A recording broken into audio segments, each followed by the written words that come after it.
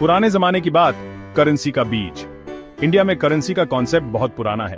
पाणिनि और चाणक्य जैसे ancient texts में कॉइन्स का जिक्र मिलता है।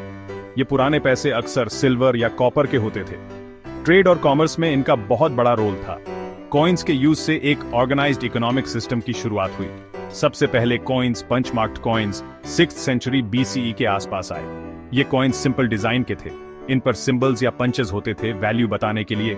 इन पुराने कॉइन्स ने आगे चलकर सोफिस्टिकेटेड मॉनेटरी सिस्टम की नींव रखी।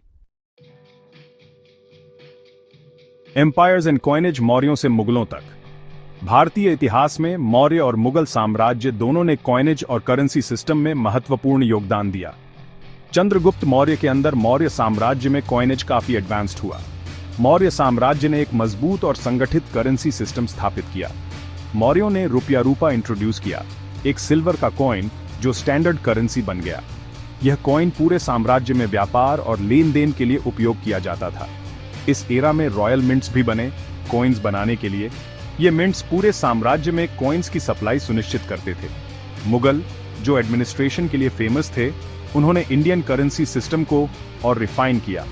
उन्होंने कॉइन्स की क्वालिटी और डिजाइन में सुधार किया। शेर शाह सूरी, जिन्होंने कुछ समय के लिए मुगलों को हटाया था, उन्होंने सिल्वर का एक कॉइन इंट्रोड्यूस किया, रुपया। ये कॉइन बहुत पॉपुलर हुआ। ये कॉइन बाद में अकबर ने स्टैंडर्डाइज किया और यही मॉडर्न रूपी का एंसेस्टर बना। अकबर ने करेंसी सिस्टम को और भी मजबूत और संगठित किया। मुगल रूपी बहुत पॉपुलर हुआ और एम्पायर के अंदर और बाहर ट्रेड को आसान बनाया। इसने व्यापारियों और आम जनता के बीच विश्वास और स्थिरता को बढ़ावा दिया। द कॉलोनियल ईरा, रूपी की परीक्षा। ये वो समय था जब भारत पर ब्रिटिश शासन का प्रभाव बढ़ रहा था और भारतीय मुद्रा को कई चुनौतियों का सामना करना पड़ा। ब्रिटिश ईस्ट इंडिया कंपनी के आने से इंडियन रूपी की हिस्ट्री में एक टर्निंग पॉइंट आया। उन्होंने भारत की आर्थिक संरचना को बदलने की कोशिश की। कंपनी ने पहले एग्जिस्टिंग मुगल करेंसी यूज की। मुगल काल की करेंसी उस समय की आर्थिक स्थिति को दर्शाती थी, लेकिन धीरे धीरे उन्होंने मॉनेटरी पॉलिसी पर अपना कंट्रोल कर लिया। उन्होंने अपने फायदे के लिए नीतियों में बदलाव किए। उन्होंने इंडिया में पेपर मनी इंट्रोड्यूस किया। यह एक बड़ा बदलाव था जिसने भारतीय अर्थव्यवस्था को प्रभावित किया। 19वीं और 20वीं सदी रूपी के लिए मुश्किल समय था। इस दौरान कई आर्थिक संकट आए। ग्लोबली सिल्वर की वैल्यू कम होने से रूपी की वैल्यू पर भी असर पड़ा। भारतीय मुद्रा को स्थिर रखना एक चुनौती बन गया। इस पीरियड में गोल्ड स्टैंडर्ड भी आया और फाउलर कमेटी ने रूपी को गोल्ड से लिंक करने का सुझाव दिया। यह एक महत्वपूर्ण कदम था। इन इवेंट से पता चलता है कि ग्लोबल इकोनॉमिक फोर्सेस का इंडियन इकोनॉमी पर कितना असर पड़ रहा था।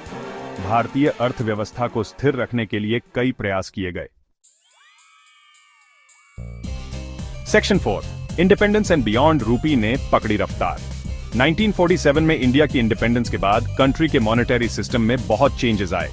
रिजर्व बैंक ऑफ इंडिया या RBI ने करेंसी मैनेजमेंट का पूरा कंट्रोल ले लिया। रूपी पहले ब्रिटिश पाउंड से पेग था, बाद में उसे कई करेंसीज के बास्केट से लिंक कर दिया गया। इंडिपेंडेंस के बाद इकोनॉमी में कई चैलेंजेस आए, जैसे इन्फ्लेशन और डिवैल्यूएशन, लेकिन RBI ने रूपी को स्टेबल करने और फॉरेन एक्सचेंज रिजर्व्स मैनेज करने में इंपॉर्टेंट रोल निभाया। 1991 में इकोनॉमिक रिफॉर्म से इंडियन इकोनॉमी लिबरलाइज हुई और ग्लोबल मार्केट्स के लिए ओपन हुई। सेक्शन 5, द मॉडर्न रूपी, एक global player.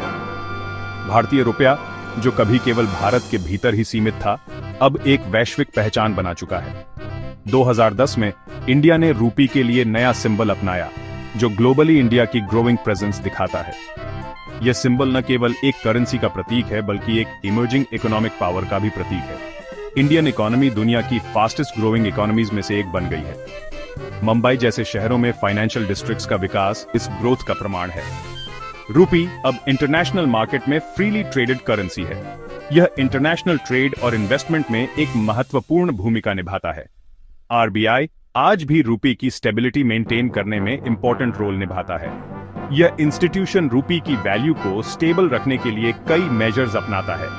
RBI inflation manage करता है, फॉरेन एक्सचेंज रेगुलेट करता है और मॉनेटरी पॉलिसीज इंप्लीमेंट करता है ताकि इकोनॉमिक ग्रोथ हो। यह सभी मेजर्स इंश्योर करते हैं कि इंडियन इकोनॉमी सस्टेनेबल और रेजिलिएंट बनी रहे। इंडियन रूपी का सफर एंशिएंट कॉइन से मॉडर्न ग्लोबली ट्रेडेड करेंसी तक इंडिया की रिच इकोनॉमिक हिस्ट्री और वर्ल्ड में उसकी चेंजिंग पोजीशन को दर्शाता है। यह जर्नी हमें इंडिया की इकोनॉमिक रेजिलियंस और एडेप्टेबिलिटी की याद दिलाती है।